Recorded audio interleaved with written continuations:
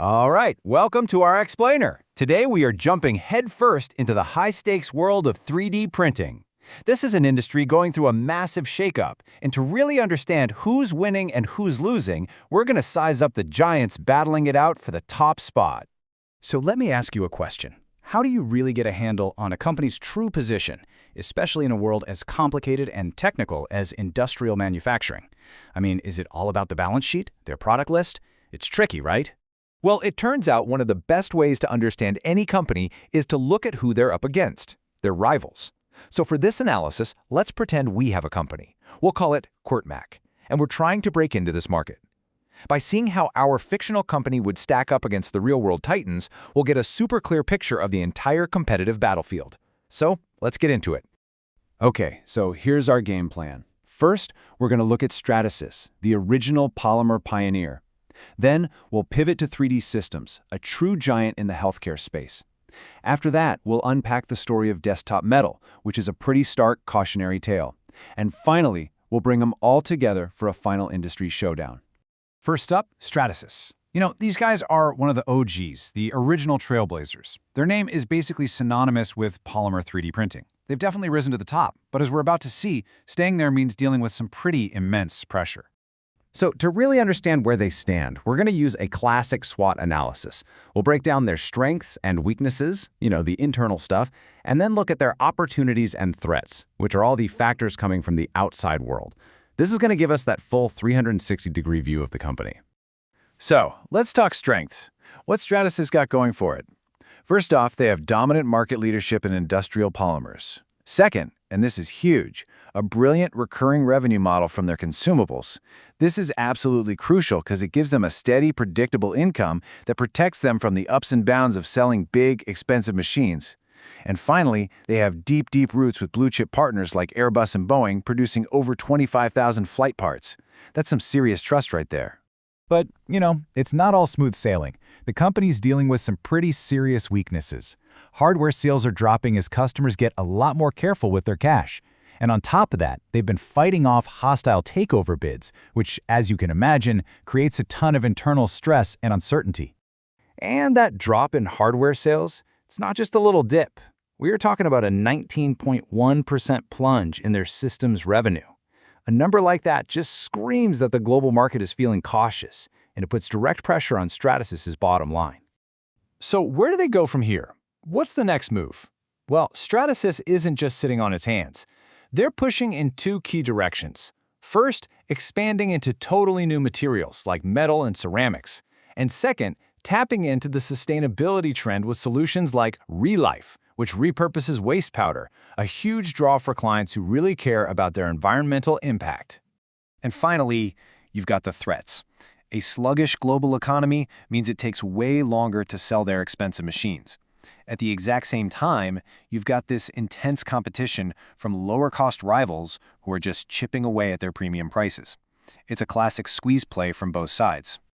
Now, while Stratasys built its empire on polymers, our next competitor took a totally different route. Let's talk about 3D Systems. This is a diversified giant, and it found its killer app in one of the most profitable sectors you can imagine, healthcare.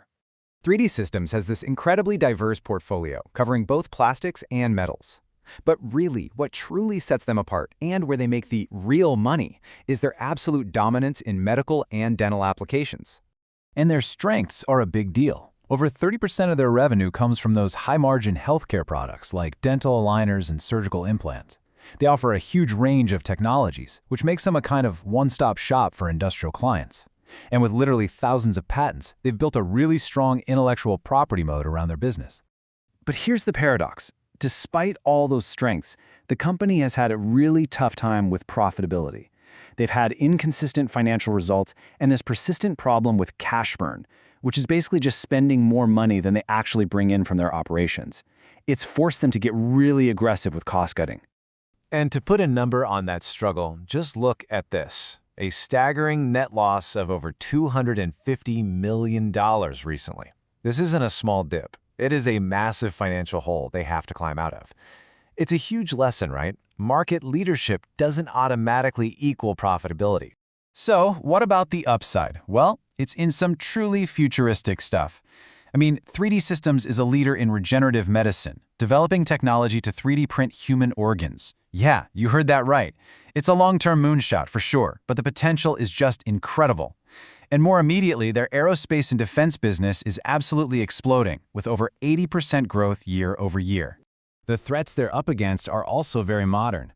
Competitors are creating open machines that can use materials from any supplier, which is a direct shot at 3D Systems' business model of selling their own high-margin materials. And of course, as a digital-first business, they face that constant risk of cyber attacks and having their intellectual property stolen. Okay, now for a totally different kind of story. Let's look at Desktop Metal. They represent this new way of disruptors, fast-moving, super ambitious, but also, man, what a powerful cautionary tale about the risks of growing too fast. Their goal wasn't just big, it was incredibly bold, to become the fastest, most cost-effective way to mass-produce metal parts. They promised to completely revolutionize manufacturing with a process called binder jetting, which basically uses a liquid binder to glue layers of metal powder together, a process they claimed was up to 20 times cheaper per part. I mean, think about that. And the reality? Well, despite that unbelievable promise, the company filed for Chapter 11 bankruptcy in mid-2025. A combination of burning through cash too quickly and a slowdown in industrial demand turned out to be a fatal cocktail. It's just a brutal reminder that a revolutionary idea isn't always enough to win. Okay, we've looked at the pioneer, the giant, and the fallen disruptor. Now it's time to pull it all together for the final showdown and see how these rivals really stack up, side by side. This really lays it all out, and you can see the totally different strategies at play. On one hand, you've got Stratasys, the focused polymer specialist. Their big advantage is that deep expertise, but that focus is also their biggest risk when customers stop buying those big machines. On the other hand, 3D Systems is diversified into that money-making healthcare market, but they just can't seem to turn that powerful position into consistent profit. It shows you two very different roads, and both are hitting some major bumps. So what's the big picture here? What does this all mean? The big takeaway is that the entire 3D printing industry is at a critical turning point. The game is no longer just about making cool one-off prototypes. It is about full-scale industrial manufacturing, producing the actual parts that go into our planes, our cars, and our medical implants. This is the multi-trillion-dollar prize they're all fighting for, and it explains all the pressure we're seeing. And that leaves us with one last big question. We've seen the original pioneers like Stratasys and 3D Systems facing huge challenges. We've seen ambitious disruptors like Desktop Metal stumble and fall. So, who is actually going to win this race and build the future of manufacturing? Right now, that answer is anything but certain.